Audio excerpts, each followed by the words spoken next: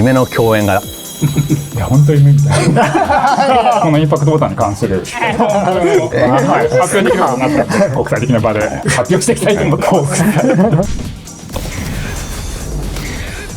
最高かもしれない。早い。早い。13、14。どういうこと？どういうこと？何が起きた？皆さんこんにちは。リレストロ当時の時代でございます。はい、小作です。そして前回に続いてゲストはこちらの方となっております。はい、ガフロです。よろしくお願いします。はい、お願いします。ということで今回は第24回の格ゲー研究室となっております。はい。格ゲー研究室とは格闘ゲームのプレイ向上のために様々なことを科学的に検証する企画となっております。はい。はい。前回予告した通り、今回はですね改良版の奥歯ボタン、そして、はい前々回栗原先生にご紹介いただいた栗原式インパクトボタンのインパクト返し、こちらのですね反応速度を計測していきたいと思います。はい、早速、もう一方のゲストにもご登場いただきましょう。なるほど。津田塾大学教授栗原和孝先生です。お願いします。こんにちは。あ、こんにちは。はい、お願いします。お願いします。お願いします。ご無沙汰しております。いやー、揃いましたか。ということでですね、ガフロさんとそしてこの栗原先生、夢の共演がいや本当に夢みたいなアケコン改造って言えばもう競争的な確かにいやいやいやいや。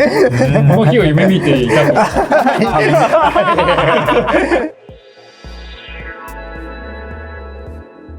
先生と会うのはですね、約4ヶ月ぶり？もうそんな経ったんですよね。なんですがどうですかその後の反響は？いや本当にものすごくてですね、その動画を公開していただいたその日のうちにインパクトボタンを印刷するのを代行するサービスがありますよって言ったんですけど、一晩で100個ぐらい発注があるぐらいだったんですよね。その後あんまり私真面目に YouTube やってなかったんですけど、なんか YouTube チャンネル登録数もなんか1000を超えちゃって、最近私 YouTuber ですって言ってますけどあとまあ私一応情報科学者なんで論文書いたりするんですけど、はい。なんか何ですかリプレイングジャパンっていうゲームに関する国際学会がありまして、すげえ。すごい。9月にオーストラリアのメルボルンで開催されるんですけど、そこにこのインパクトボタンに関するすげえ。発表できるようになったので、皆さんのご協力いただいたものを国際的な場で発表していきたいと思ってます。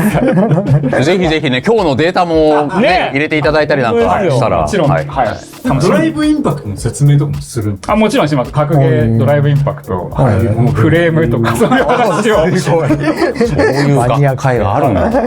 いいな。さらにこの前エボジャパンであ、そうですね。これそのために作った後ろにくれたらしい。緊張しました。これで参加プレイもされてたんですね。想像に負けちゃったんですけど、自分のコントローラーを見せられるコーナー、体験できるコーナーみたいなところで栗原式インパクトボタンっていうのをちょっと上りを立てて皆さんに体験していただいたんですけど、もう来る方動画見ましたっていう感じだったので、今度説明不要ですぐに最新版のやつをお試しいただくことができましたし、もう私つけてますっていうアーケコンを持ってきてくださった。本当に嬉しかった。すごい嬉しいことだ。このテビオさんの番組をきっかけにしてなんていうか輪が広がってんだなっていうのが肌で感じました。はい。その撮影の時に、はい。お二人はその簡易版のパーツを、はい。そうあの時にいただきまして、はい。実際試されたんですよね。はい。で僕これにつけました。改良に改良を重ねまして。この位置でございます。そうなんです。やっぱ最初はもうぴったりつけるのがいいだろうと思ってつけたら、やっぱね、普段こうやってプレイしてるじゃないですか。自分では気づかないんですけど、なんだかんだ言って手って動いちゃうんで、ボタンを押すときにちょっと動くから、そのちょっとがあんまりにも詰めすぎると、ちょっとでボタンを押しちゃう、暴発しちゃうっていうのが分かって、ちょっと距離をね、取ってつけるようにしました。どうですか？やってみてね、インパクトは返せるかと言われると、なんか別にやっぱりそんなに返せはならなかった劇的にその返せるようになね。ただこれやって変わったのは返すっていうのも大切だけど狙いに行くっていうのも大切なんですよこのゲーム。まあ一個確実に変わったのはラシード戦。ラシード戦ってワールにインパクトを狙うときに2個ボタンを押してやるよりも1個でやった方がまあ絶対早いだろうと。でそれも常に添えてる。で人差し指で押せた方が強いだろうなと思ってラシード戦だけはインパクトのボタンを人差し指の上につけて、まあまあ返せてます。返せてるっていうか当てられてます。組み合わせ限定で変えてるんですか？組み合わせ限定で返せてる。そうなんだ。防御的に使うインパクトに対して返すんだったらやっぱこっちの方がいいと思うんですけど、やっぱその状況限定でここはなんか狙い絞っていくぞって時にその人差し指でちゃんと狙いに行くっていうのは今のところ自分の中ではこれをやったことによって挑戦してみようかなと思ったことで、なるほど。それでねそうだからまあガチ君も今回いけたかな。それで自分もかなり使ったんですけど、特定のボタンを押すときに指が動いちゃって当たっちゃうってことが結構あったのと、あとこれは結構あったんですけど、インパクトって生で返すときだけじゃないじゃないですか。ラッシュしてて相手がインパクトしててやべえみたいなで最速で出てくれっていうときにこうやんなきゃいけなくてで実はなんか結構押しっぱでいいらしいんですよ。ああまあそういろんな状況だけどそのやっぱ手癖として連打が癖になっちゃってるからもうそれでこれが全然最速入力に間に合わなくてっていうのが一つあったっていうだから強パンその時だけ強パン強形を同時しようとしたら今度ここが当たっちゃうからっていうなんかちょっとジレンマみたいなのはありましたね、っていうのが結構真面目に使って分かってじゃあやっぱ小橋選手ってすごいんだね。なるほどやばいから連打確かにその今メインとしては使ってない。メインとしては使ってないんですけど自分もこれあれですよ教えを守って、パリーボタンとインパクトボタンを並べて配置することによって疑似的にボタンを大きくする。わかりますかこれ。なるほどインパクト打たれた時にそううわーっていうこれでそう高速に従って実際めちゃくちゃ上がってるっすこれ。今めっちゃ自信ある。それだいぶいいな。いいでしょ。それだいぶそうこれねかなり教えが生きてる。だからさっきパリをしちゃったんですよ。前回ね。前回。そう。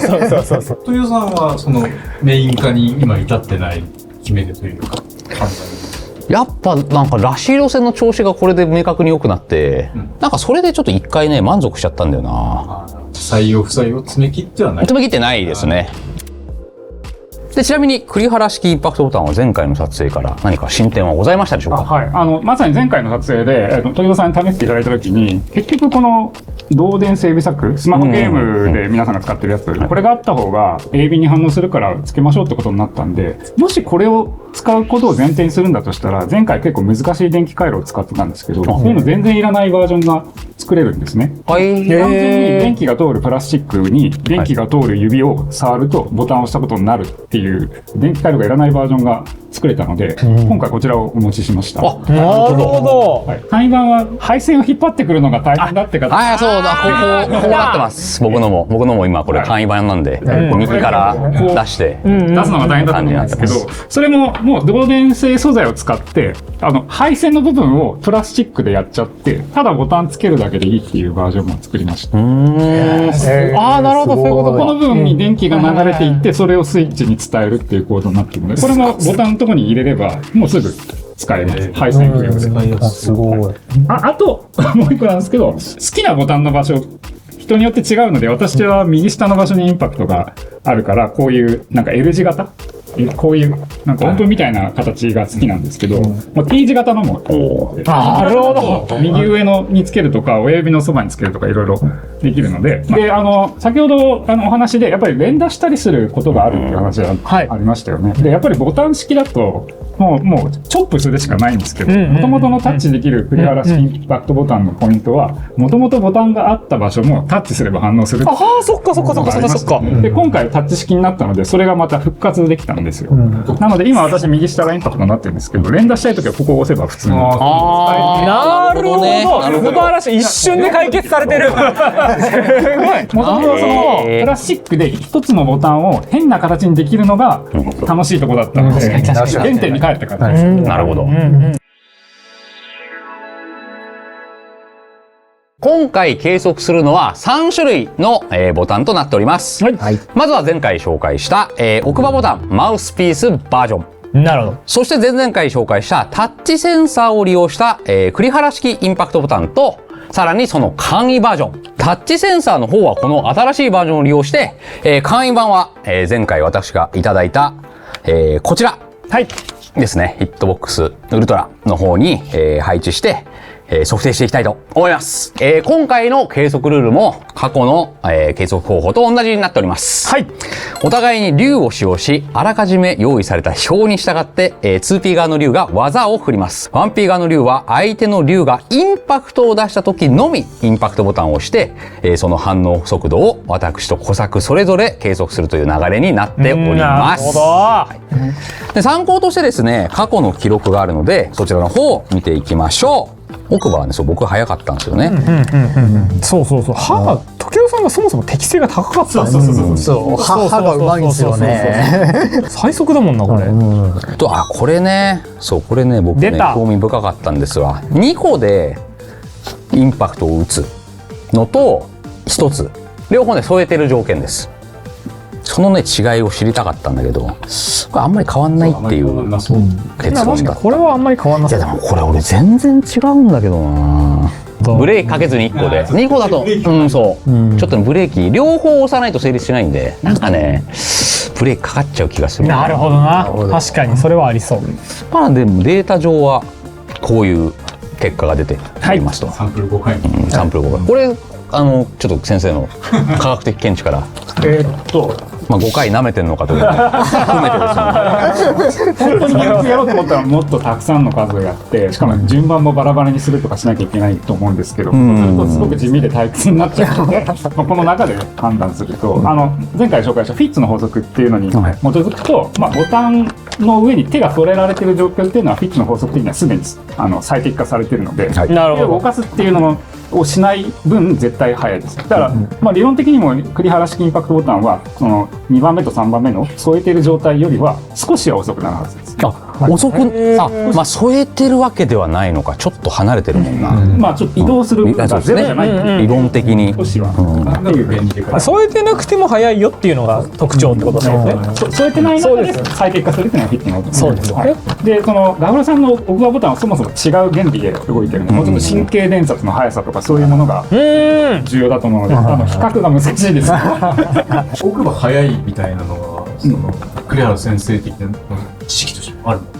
もうなんかやっぱり神経伝達速度が無視できないぐらいの感じになってたら脳から近い方が早いっていうのはちょっと私もそんなに専門じゃないんですけど納得はできます。ただ筋肉の動く速さとかと手と顎では違うと思うので慣れとかもあるからちょっと私自身も興味深いですね。確かに。学問的にはどうですか。専門家ではないからあれなんですけど、普段はどれなんですか。その普段のインパクト。普段は前見せた傾斜式のやつでリテラス。そうそうそう、あれで小指に常に添えてなるほどって感じですね。返せます。別のものを意識してそもそも押してない。そんなタイプだからありますよね。実践だと。いや結構やったんですよ。なんかレジまで踏んだんですよ。そういやめっちゃやってると思って。さすがだな。レジまでやったの？いやそうらしいっすよ。踏んだだけですけど、やったんですけど別のも意識した方が勝率上がっちゃうから。まあ現実問題そうですよね。添えてはいる。添えてはいますね。そう。お二人は添えてないんですか。普段ブレーチを。全然添えてないです。でいやもそうなってます。その薬指と小指がまあ確かにそうか。置いてます。自分親指で4ボタン押してるんで、全然添えられてるとは言い難いです。でもそのギュッて押すが発明されてからはかなり返せるようになった。それでは早速計測の方を行っていきたいと思います。まずは、栗原式簡易版の方を、時々小作の順番でそれぞれやっていきたいと思います。はい、いきます。はい。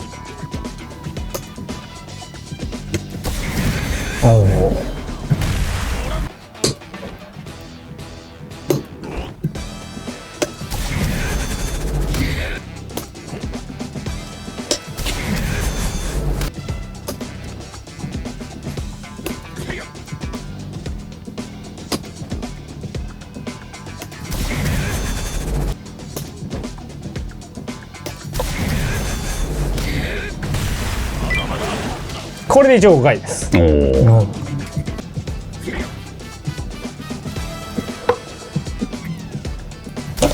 おお、早いな。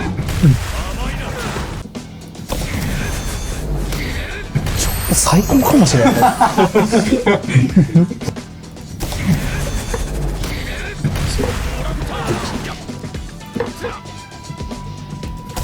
や、これチョップだわ。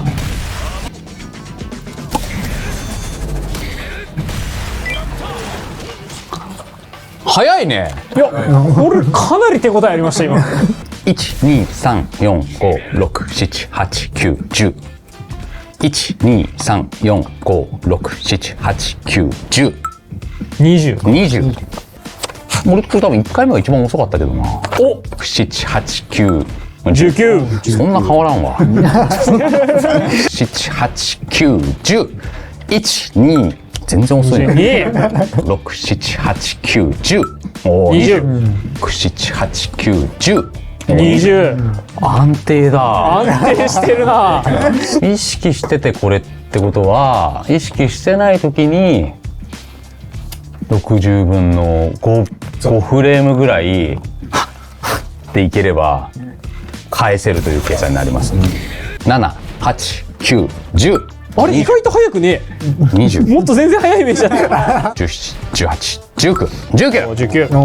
17、18、おー、16、17、17。 17。おーすごい初じゃん。確かに俺の17初っすわ。ここら辺でブレがあるの面白いな、意識してるのに。16、17、18、遅かったと思う19、あ、19。あーなるほど。はい。チョッパーっすねこれ。チョップ、やっぱかなりチョップいいなっていうところ。意識持ってる。そうですね。やっぱやったっていうのはでかいかもしれないです。そう、それで本当にかなりやったんで。上達してる。はい。続きましてデバイスを変えまして奥歯が奥歯。こんな風に回っていく。そうなんですね。こうせざるを得なかったんですね。なんていうか、マッドサイエンティストダメですよね。もう僕らの気持ちにもなってくださいよ。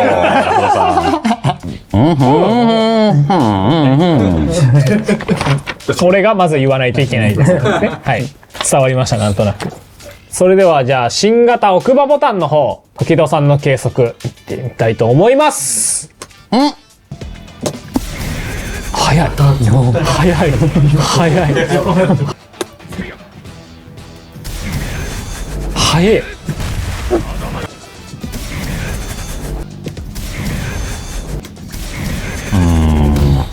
や、早く感じる。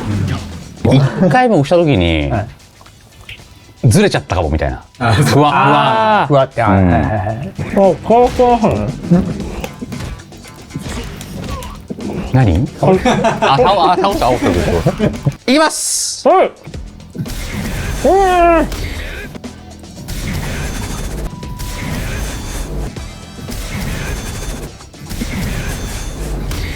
ッケー。案外暴発がないんだよなこれ。確かに。マウスピースだと暴発はあんまりなさそうだなっていう感じがします。ちょっと怖かったのがなんかさ、ギュッてするのが怖い。あ、そうだ、一発目俺グッてやりすぎちゃってちょっとなんかねずれちゃった感が。それがちょっとだけ怖かったっすね。結果ずれてなかったんだけど、多分もっとギュッてできたらもっと早くできるじゃん。あるっす。13、14。どういうこと？どういうこと？何が起きた？いや確かに1回目なんか異常に早いなとは思ったんですよ。早早い。早い。15はい。ヒット確認でもできないね。確かに確かにね。確かに確ちゃかに。んとでもインパクト確認してからだから5、6、7、17。早い。やばっ !16、17、18、18。6、7、8、6、7、8、5、6、7、8、9、10、11、21。いや、これめっちゃ遅かった記憶あるんだよな。15、6、16おお16だって今までで言うと最速記録。いや、間違いないです。6、7、8、9、10、11。すごい極端、振れ幅が。6、7、8、9、19、7、8、9、 19おお、いや、今までの自分にしたら結構早めの方で。全然。 10代が多かったね。で最後ですかね。はい、じゃあじゃあお願いします。それをお借りする形で。ちょっと説明してもいい？あじゃあこれ今回の計測より特別に作りました。他のやつに比べてちょっと高さが高いんですよ。特に前回の動画で小崎さんが右上方向にこう、ああ、なるほど、なるほど、なるほど。そうするとそれちゃうともったいないんで、ちょっと高めになるほど。ピアノとかする人は低い方がいいっていう方もいらっしゃるので、その辺バランスなんですけど、今回は今まで一番高くビルのように滑ったと思うんです。これはまあもう絶対押せるな。どういう構造なんですかこれ。単にプラス極とマイナス極をどこで触っても両方触れるようにしてあへえ。分かれてるんですよね。なるほど。じゃあこれ2個以上触った時に通電。3つ目、栗原式インパクト最新版最新式タッチパネル版でございます。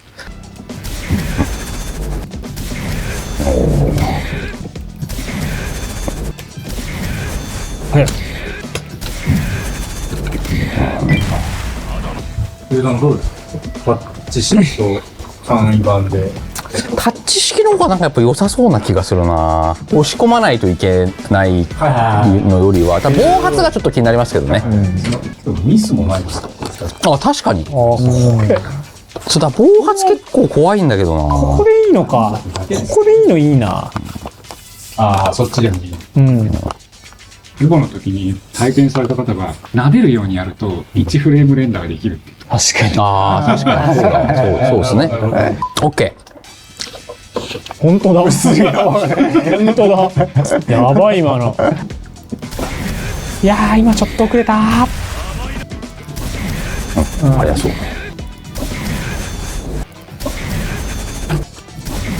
オーケー。19、20、20、19、20、21、21、19、20。おお。19、20、21、18、19、20、20。20。抜群の安定感ですが。10、11、21、6、7、8、8。こっから18ぐらいは出てるはず。6、7、8。おお。早いね。7、8、9、19。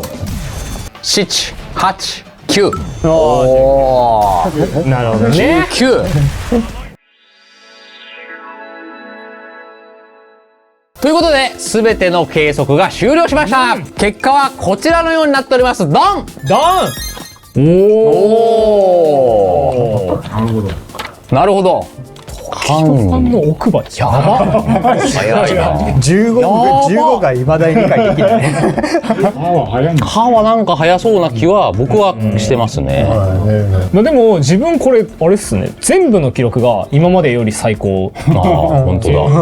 私が用意したやつは簡易式の方がタッチより早いんですよ。そうでしたね。やっぱボタンの方がなんかいいところがある。まあなんか思いっきり押しても大丈夫そうっていう感覚が自分はやっぱり一番ブレーキかけないでよかったのが簡易版だったイメージはありましたね。なるほど。まあでもそのフ検知の法則的に考えなくていいっていうのは思いっきりやれるっていうそういう見た目をしてる方がいいのはあるんですね。これだったら本気でやっても大丈夫だと勉強いうことでブレーキがなくなるってことですよね。小作で言うと別に歯もそんなに変わらないんだな。チョップの方は早いのか。で言うとこれでも慣れの差が絶対あったと思います。でも恐れ入りましたかね。まあこのスピードテストという感じではやはり自分もびっくり。奥歯つえ。人に関して言うとやっぱ早いっていう。17、18。感触的にはどうですか、実際に計測してみて。奥歯に関しては、まあ、自分でも早いなっていうのはやっぱ感じれるぐらい手応えはありましたよね、その速さでっていうのは。ただなんかそこって僕が前言ってたその暴発がしたっていうのも一個そのやめた理由になってるんで、そこがねもうちょっと長期的にやってみて、できたらいいかなとか。スイッチの位置を口の中でいい場所で保つのが結構難しいんですか？ちょっと私はまだ体験してないんで。そうっすね。ちょっと先生もやってみていただいたらわかると思うんですけど、これちゃんとあるよなっていうのが。そう、その不安が、インパクトボタンだから、うかつに押せない。試せない。そういうのはやっぱりちょっとあったんで、そことの兼ね合いなのかなっていうのはありましたけどね。固定した方がやっぱりいいのかな。まあ、そうです。僕の感覚では、簡易ボタンと芯の方は、簡易ボタンの方が暴発少ないのかなとは思いますね。やっぱボタンなんで、その分ちょっと遅くなっちゃうかもしれないんですけど、ちゃんとボタンを押し込むっていうのが必要なので、その分暴発は少なくなるんじゃないかなと思いますよね。まあ位置にもよるかもしれないですけど、新しい方はプレイしてるとやっぱちょっとずれちゃう時に当たっちゃったりするのかなっていう懸念が、実践でもうちょっと試してみて、そこがどのぐらいになればっていう。バージョン用意するからここの幅は結構選べるので、そうですね。どこら辺がいいのかとか、バランスをとってやると。実は1回あったんですよね。バウンドさせた後にコパン押そうと思ったら触れちゃって、インパクトが出てた時が計測中に1回実はあった。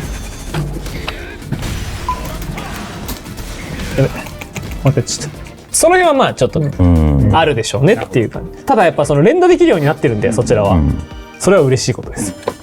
これがいいところは本当に 3D プリンターで印刷したら他に何の部品もいらずに使える。すごいですね。こういうボタンすらいらなくて、金具もいらなくて、ただつなげるだけなんで、作りやすいっていうのは非常に重要かなと。栗原式は添えてないっていう前提の最速分、まあそうですね、一応前におっしゃられてるんで、やっぱり添えてあるやつの方がまあ早い。なるほど。なおかつその脳に近い奥歯だから。まだここは何とも言えないですけどね。なんか神経科の知見のある方にどんどん先生が増えてくる。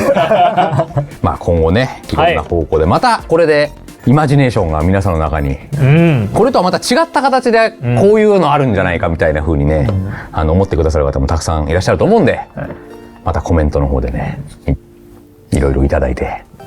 本当奥歯15フレームは開発進みそうだね。でもマジで頭突き最速らしいですよ。本当に。まあこれはもう鳥居さん長らく言ってるんで、いやいつかやりましょうよ。やった方がいいかも。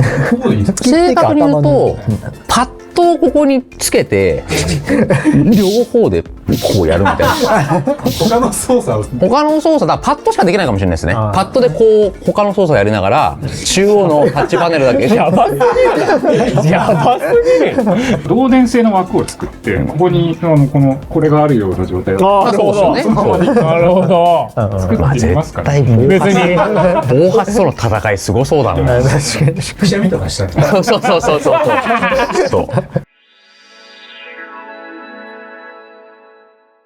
ちなみに栗原先生はこれ以外のアイテムも開発されているということですが、そちらの方は前回の収録で大学に来ていただいた時にスライドするだけで技が出たらいいんじゃないかって話ありましたよね。それはもともと構想にあってでその日はできなかったんですけど、作ってみたのがこれです。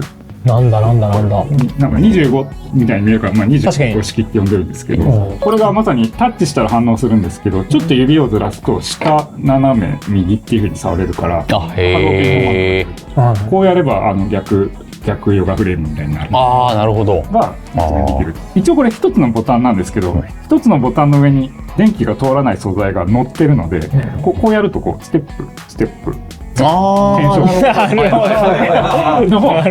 症逆が強そうだな、それ。それを一応一つのボタンだって言い張れる状況なんだっていう。一個にまとめてしまったと。はい、一個にまとめてしまった。これをレバーレスのここの部分を置き換える形で。やったことが。なるほど。トッププレイヤーの方はこれがなくても普通に入力ができるんですけど、なんかモダンからクラシックに移りたいなぐらいの方からこういうのがあるとすごくありがたいですみたいなお話とか、動画を取り扱っていただいた後、ちょっと体が不自由なので普通のボタンの配置だと押せないんですけど、こういうのがあると助かりますっていうようななるほど方がいらっしゃったりして、そのアクセシビリティの観点からも結構やりがいがあるんだなと思って、こういうのも今作ってます。なるほど。タッチしなかった時に反応するボタンとかいうのも出てくるので、これも試してみたいなと。これはもうね、人体工学から見て早いこと間違いない。確かに。なんで短波ボタンひねる。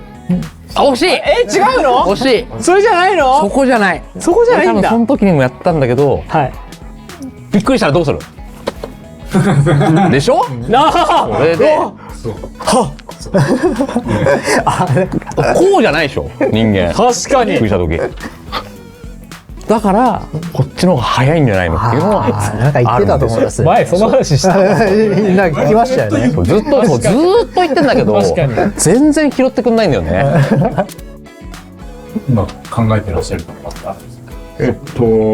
なんかモダンの人にいい配置ってあるんじゃないかなと思っていて、それはどうですか？私はちょっとこれ使ってます。はい。親指の場所がアシストなんですけど、だからこのボタンとこのボタン下方向にもうちょっと伸ばしてもいいんです。だからこれだけが触れてるボタンなので、インパクトボタンとこのボタンはこっち方向にすごく長くしてどこでもタッチできるようになったら結構早いんじゃないかなと。なるほど。添えてるボタン以外は全部その栗原式っていうかそのフィットの法則的に無限の幅になるように調整するみたいなのができるかなと思ってます。なるほど。栗原先生はもうほっといても。いや本当にそう。だ俺はガクロさんの奥歯で可能性を追求していく方向で、なるほど。最速でいく。確かにな、15はちょっと夢の世界ですよね。まあね、デバイス開発は本当になかなかそこ知れないので、いろいろこれからもねチャレンジしていきたいと思っておりますのでね。はい。以上、格ゲー研究室でした。ガクロさん、栗原先生、ありがとうございました。ありがとうございました。お二人から告知などがあればお願いします。はい。いろいろなこういうデバイスを試作して遊んでるんですけど、欲しいっていう方がいっぱいいらっしゃってて、その大学教員の片手間でやるのは結構限界があるんですけど、細々と試作品をみんなで楽しむサブスクのコミュニティみたいなのを作りましたんで、それに登録していただいたら、こういうものをお渡しするみたいなことができるっていうのを試験的にも始めてますんで、それに参加していただけるとありがたいです。はい。一番お安いプランは980円。それで初回限定でどれか1個あげますみたいな。あと、ちょっと私の力だけでは限界があるんで、なんか、アケコンメーカーとか、そのボタンメーカーの方で、確かに興味がある方がいらっしゃったら、ぜひ、なんて一緒にやりたいです。はい。生産能力が間に合ってないです。本当に。そういうところからの連絡がぶっちゃけ、まだ来てない今のところないですね。エモの時にいっぱい、メーカーがいらっしゃったんで、お声かけすればよかったんですけど、私がちょっとシャイすぎて何もできなかった。なるほど。なるほど、なるほど。小説さんとかどうですか？気質的にはすごく合う方々だと思いますので。プレゼンしに行きます。ボックスが一番いいじゃん。テク的にもそこはそれで確かにぜひお願いします。コンボチョップ。確かに。名前もね、キャッチーで可愛いですよ。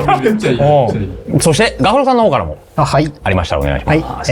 自分の方はですね、アタッサさんの方で以前からリテラス、リメスボタン、販売させていただいたんですけど、今、最新版のリテラスの方は、いろいろ改良を加えまして、個人販売の方で、販売させていただいているので、ぜひよろしくお願いしますということで。ありがとうございます。ありがとうございます。これツイッター見る。そうですね。はい。そうですね自分のツイッターの方を見て、まあ多分固定ツイートの方に出てると思うんで、まあご覧になっていただけたら嬉しいです。今後もガクロさんと栗原先生には、ぜひともね、引き続きご協力いただいて、また何かと、いやー、光栄です。やっていきたいと思いますので、引き続きよろしくお願いいたします。よろしくお願いします。論文も書きましたからね。そこはね、ぜひぜひ、僕たちの社人に入れさせていただい